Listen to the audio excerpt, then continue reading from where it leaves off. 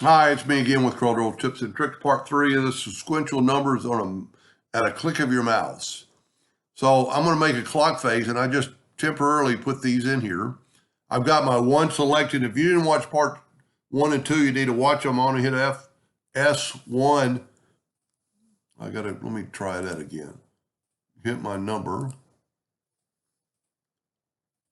Well, hit the number S1, and I get this cursor.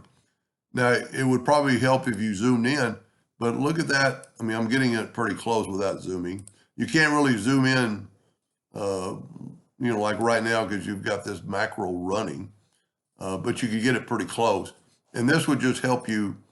I'm just doing this kind of show you that a real world, and then hit escape to get out of that. Now, I grouped all these together so I can move. Let me change my nudge factor like to 15. Let me move this out of the way, and let me ungroup it. And let me move this back, and we still got our clock phase, but the numbers are gone, or the little index lines I drew are gone. That's pretty cool.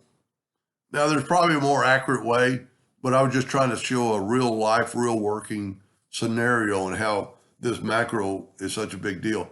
And I've left he has a video on it that does a really good job. I've tried to cover everything so far, but actually the link I'm going to put at the bottom of the video has the GMS macro that you can download. Anyway, I hope that helped a little bit. Thank you for watching.